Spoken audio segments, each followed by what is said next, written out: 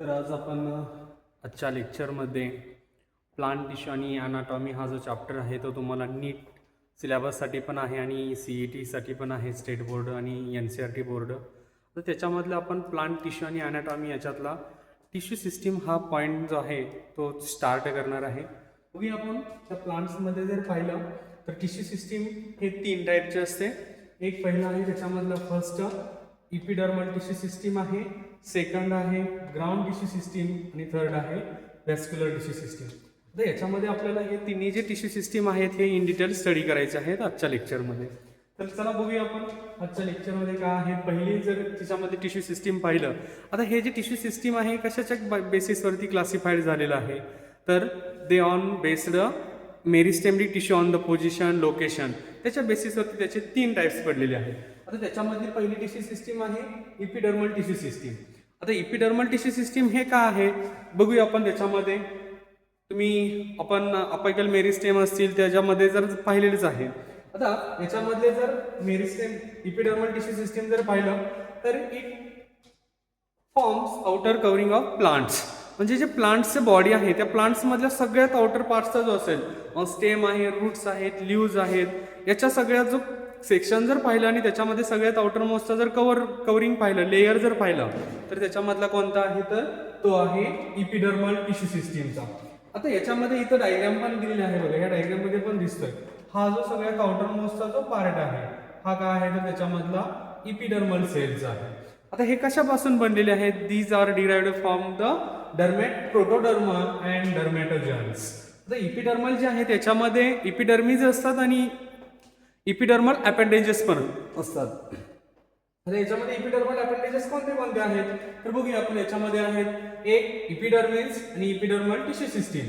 आता epidermal appendages का आहेत म्हणजे ते इपिडर्मीच्या सेल ज्या आहेत, लेयर जे आहेत त्याच्यावरती काही स्पेसिफिक स्ट्रक्चर डेव्हलप झालेले असतात ते पण याच्यामध्ये. आणि ऍक्च्युली इपिडर्मल टिश्यू सिस्टीम का आहे याच्यामध्ये इपिडर्मिस जर पाहिलं तर हे जे आहे सगळ्यात आउटर मोस्ट लेयर असल्यामुळे आता इथे दिलेले आहेत बघा, हा सगळ्यात आउटर मोस्टचा लेयर आहे, हा प्रोटेक्टिंग लेवल म्हणजे हा जो आहे प्रोटेक्टिंग कव्हरिंग करत असतो, म्हणजे त्या सगळ्या पार्टचं प्रोटेक्शन करायचं हे मेन त्याचं फंक्शन आहे. त्या सेल ज्या आहेत त्या कॉम्पॅक्टली अरेंज्ड असतात. आता कॉम्पॅक्टली अरेंज म्हणजे काय आहे, जर अशा सेल्स आहेत किंवा आपण मेरिस्टेम मध्ये टिश्यू पाहिलेले आहेत सेल्स, अशा काय असतात तर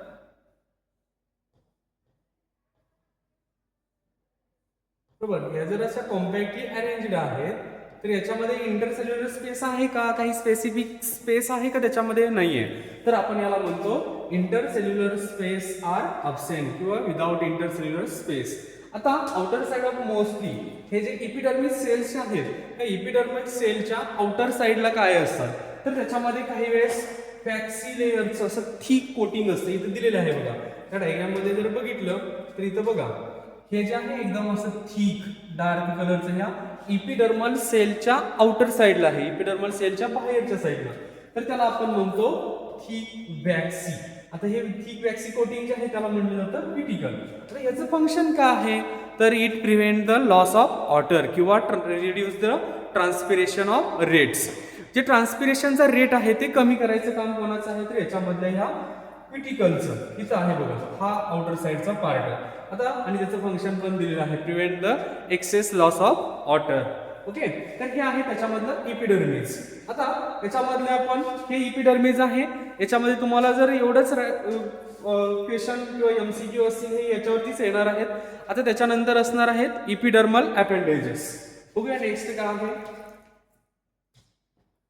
इपिडर्मल अपेंडेजेस. आता इपिडर्मल अपेंडेजेस कोणते आहेत त्याच्यामधले तर जसं की रूट्स वरती आहे रूट हेअर्स, आपण पाहिलेलं आहे त्या रूट ज्या आहेत त्या रूट्स वरती कधीही स्मॉल असे हेअर सारखे स्ट्रक्चर असतात, त्याला आपण म्हणतो रूट हेअर्स. आता हे जे रूटचे हेअर्स आहेत हे कसे असतात तर मोस्टली युनिसेल्युलर असतात, म्हणजेच these are made up of single cell, ते फक्त एका सेल्स पासून बनलेले असतात, त्यांना आपण युनिसेल्युलर म्हणतो. ते इलॉंगेटेड असतात. आता ह्या रूटचं फंक्शन काय आहे तर ॲब्झॉर्प्शन ऑफ वॉटर असेल, ॲब्झॉर्प्शन ऑफ मिनरल्स असतील आणि न्यूट्रियंट ह्या सॉइलमधून ॲब्झॉर्ब करायचं हे काम कोणाचं आहे तर याच्यामधलं ह्या रूट हेअरचं. आता याच्यावरती इपिडर्मल अपेंडेजेस वरती आणखी दुसरे कोणते स्ट्रक्चर आहेत असे तर त्याच्यावरती ही आहेत ट्रायकोम्स. आता हे जर ट्रायकोम्स बघितले याच्यामध्ये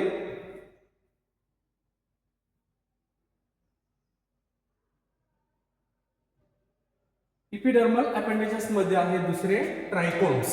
आता हे ट्रायकोम्स कुठे आहेत तर जसं आपण रूट्स वरती बघतो तसेच काही स्टेम वरती हेअर्स सारखे स्ट्रक्चर असतात, त्यालाच आपण स्टेम हेअर इथं दिलेले आहे बघा या डायग्राम मध्ये. जर आपण टोमॅटो असेल असे वेगवेगळे प्लांट्स आहेत त्याच्यावरती स्मॉल पार्थिनियम प्लांट आहे त्याच्या स्टेम वरती असे स्मॉल हेअर सारखे स्ट्रक्चर असतात आणि त्या हेअरच्या स्ट्रक्चरला आपण ट्रायकोम असं म्हणतो. मग आता ट्रायकोम आणि रूट हेअर याच्यामध्ये डिफरन्स काय आहे तर हे रूट हेअर जे आहे त्याच्यामध्ये युनिसेल्युलर असतात, ट्रायकोम्स हे कसे असतात तर मल्टी सेल्युलर असतात. त्याच्यानंतर ते ब्रांचड असतात. रूट हेअर्स हे अनब्रँचड म्हणजे असे सिंगल्स असतात आणि याच्यामध्ये असे ब्रँचड असतात म्हणजे ट्रायकोम जे आहेत हे असे त्याच्यामध्ये स्ट्रक्चर. ओके, आणि these are made up of multicellular म्हणजे हे मल्टिपल सेल्स पासून असे बनलेले असतात. ओके, हे मल्टिपल सेल्स पासून. त्याच्यानंतर हे आता याच्यामध्ये स्ट्रक्चर जर पाहिले ट्रायकोमचा तर सॉफ्ट असतात आणि याचंही सिमिलर फंक्शन आहे, prevent loss of water from the stem म्हणजे स्टेम मधून जे बाहेर पडणारं जे वॉटर आहे ते स्टॉप करणं, कमी करणं, त्याचा जो रेट आहे म्हणजे ट्रान्सपिरेशनचा जो रेट आहे तो कमी करणं हे काम कोणाचं आहे याच्यातलं तर ट्रायकोमचा. तर इपिडर्मल टिश्यू सिस्टीम मध्ये हे पहिलं आहे आपण पाहिलेलं ट्रायकोम्स. त्याच्यानंतर रूट हेअर्स. आता याच्यामध्ये आणखी इपिडर्मल अपेंडेजेस कोणते आहेत तर बघूया ते. चला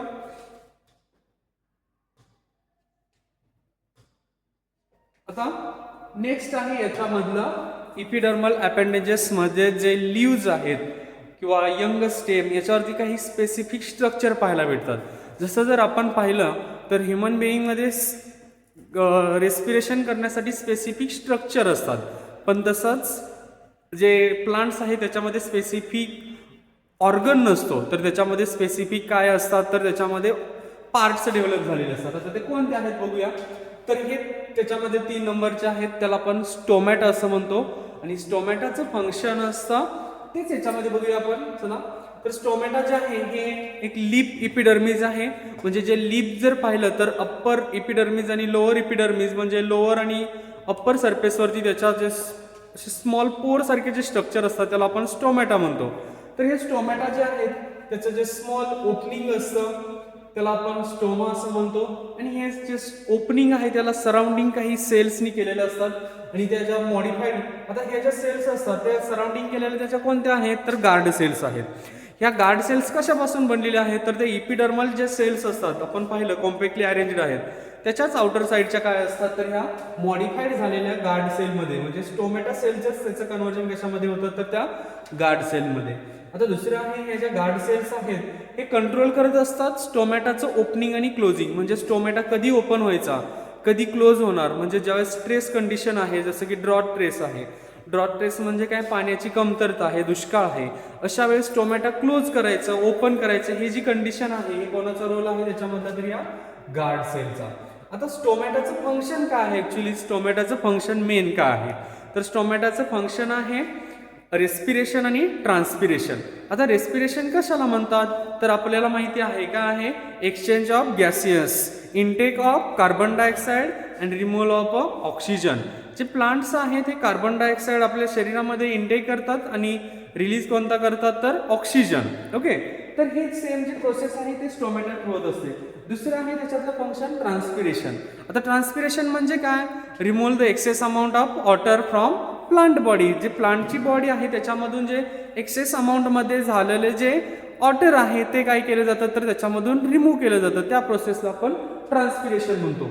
आता याच्यामध्ये गार्ड सेल्स इथं स्टोमॅटाचं स्ट्रक्चर आहे, मी एक वेळेस तुम्हाला इथं ड्रॉ पण करून दाखवतो. आता हे जे स्टोमॅटाचे जे गार्ड सेल्स आहेत हे आहे स्ट्रक्चर ओपन स्टोमॅटाचं आणि हे आहे क्लोज स्टोमॅटाचं. पण मोनोकॉट आणि डायकॉट अँजिओस्पर्ममध्ये 2 प्रकारचे क्लास आहेत, एक मोनोकॉट आणि दुसरा आहे डायकॉट. तर जे मोनोकॉट प्लांट्स आहेत त्या मोनोकॉट प्लांट्स मधल्या या ज्या गार्ड सेल्स आहेत त्या गार्ड सेलचा शेप असतो डम्बेल शेपला म्हणजेच अशा प्रकारे.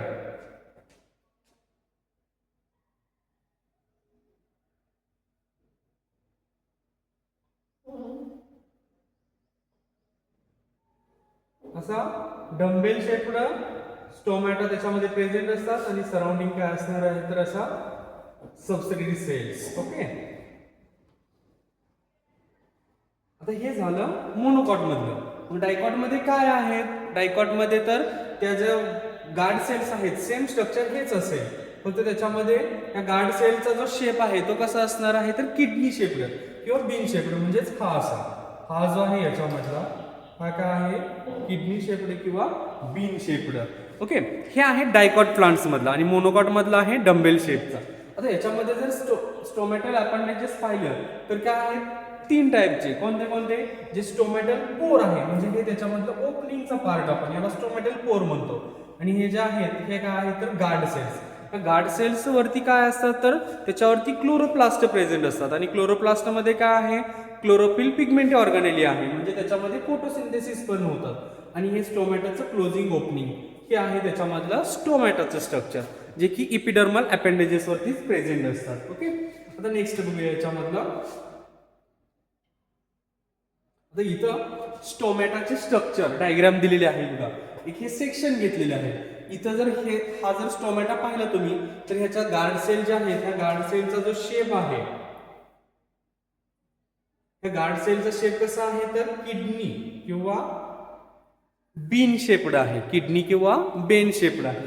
आणि याच्यामधला हा जो आहे काय आहे मोनोकॉट मधला, म्हणजे ह्या ज्या स्टोमॅटाच्या सेल्स आहेत त्या स्टोमॅटाचा सेलचा शेप कसा आहे तर डंबेल शेपचा. ओके,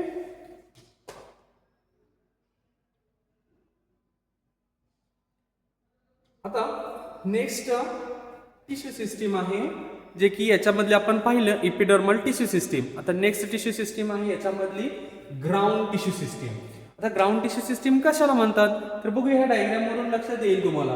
तर ह्याच्यामध्ये मेन ग्राउंड टिश्यू सिस्टीम लक्षात ठेवण्यासाठी सिंपल आहे. इपिडर्मल टिश्यू सिस्टीम आणि व्हॅस्क्युलर टिश्यू सिस्टीम एक्सेप्ट करता ते सोडून जे रिमेनिंग राहिलेले जे पार्ट्स असतील, मग आता कोणते कोणते राहिलेले पार्ट्स आहेत तर त्या पार्ट्समध्ये जे असतात ते कोणते असतात तर ग्राउंड टिश्यू सिस्टीम. चला बघूया आपण कोणते आहे त्याच्यामध्ये. आता याच्यामध्ये जर पाहिलं तर काय आहे मी सांगितलं की except epidermis and vascular tissue.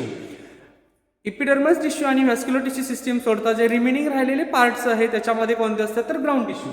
बघा कोणते आहेत तर कॉर्टेक्स रिजन आहे. कॉर्टेक्स रिजन मध्ये हे जे सेल्स आहेत किंवा त्याच्यामध्ये जे टिश्यू आहे ते कोणते असतात तर ग्राउंड टिश्यू.